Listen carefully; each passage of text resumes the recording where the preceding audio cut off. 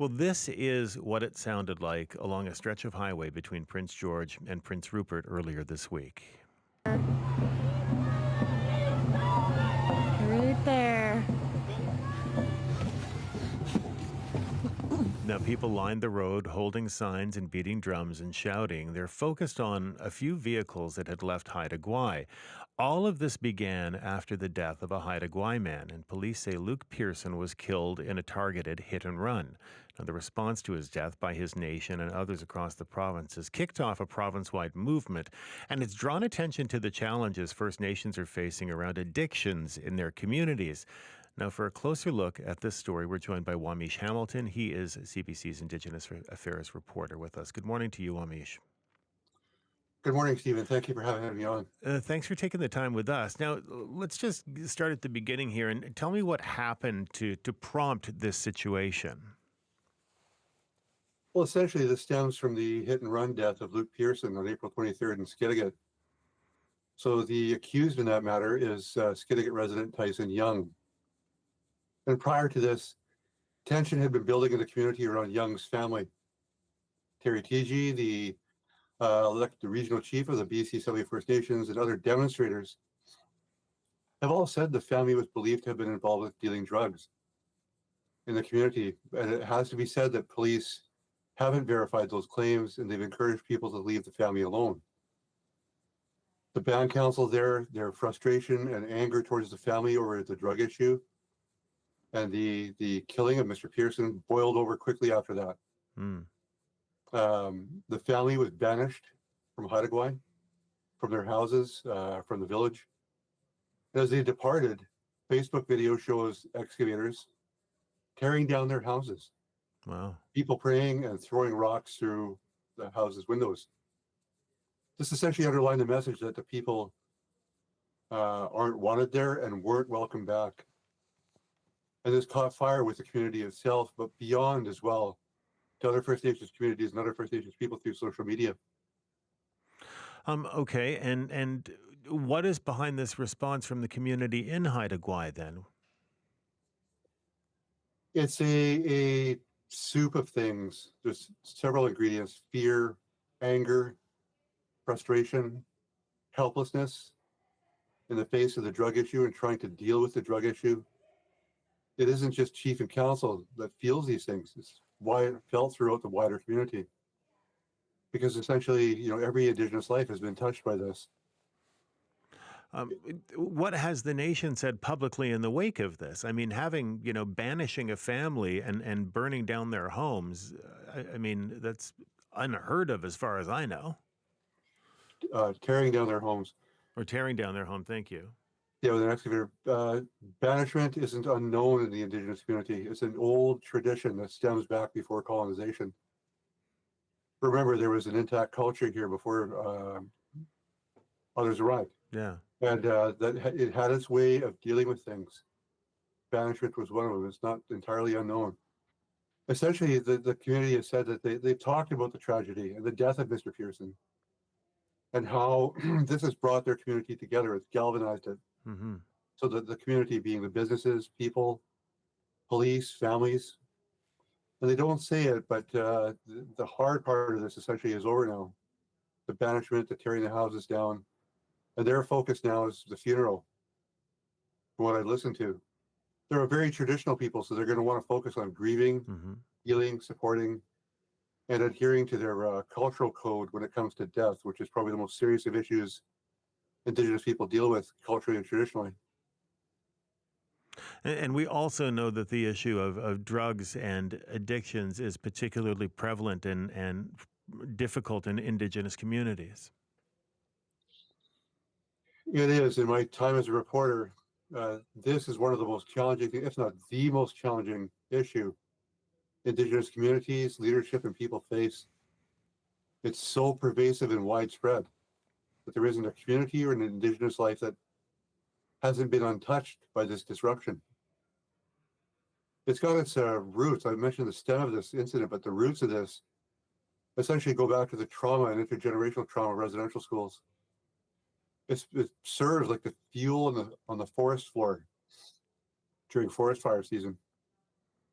It's that which is most flammable.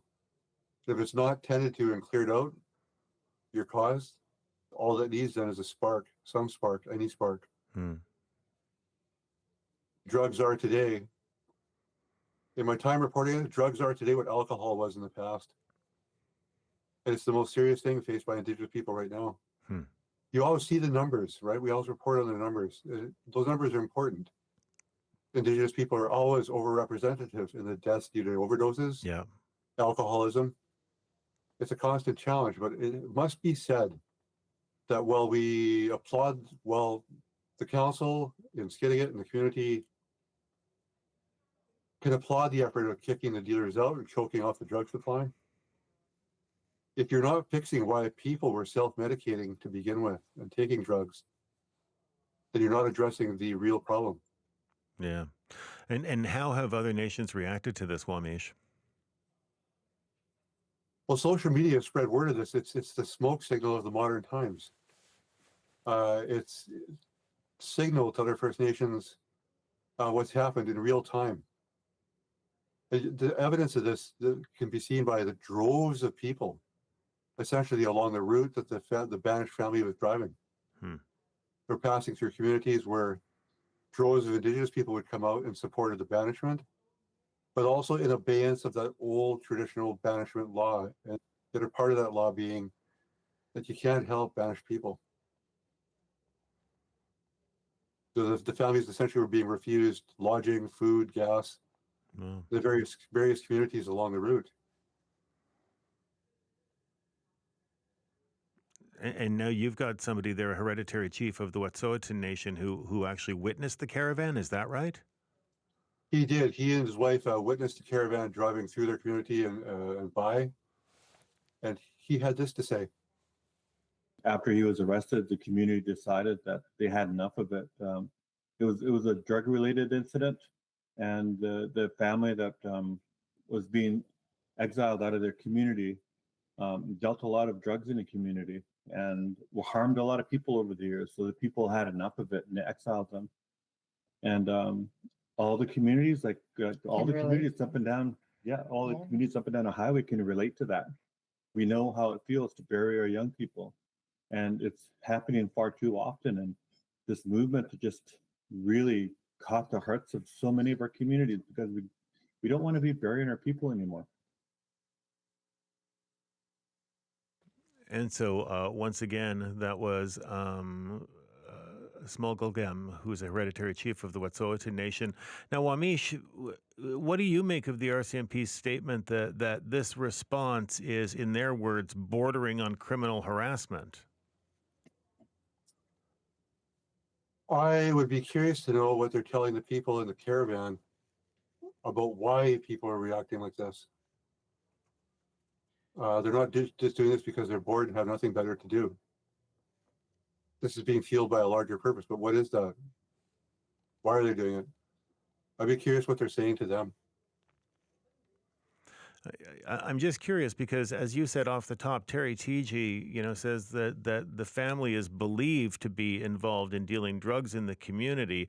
You said those claims haven't been verified. Has anybody in the family ever been convicted of anything to do with drugs or drug trafficking? The RCMP hasn't alluded to any of that yet. Okay. And But first, sorry? oh, please go ahead. I'm just wondering about people who are beyond these Indigenous communities, then, the wider community. How are they feeling? Like I mentioned earlier, social media has been the smoke signals of its modern times in signaling this issue. They largely come out in support of Okay. the banishment, and this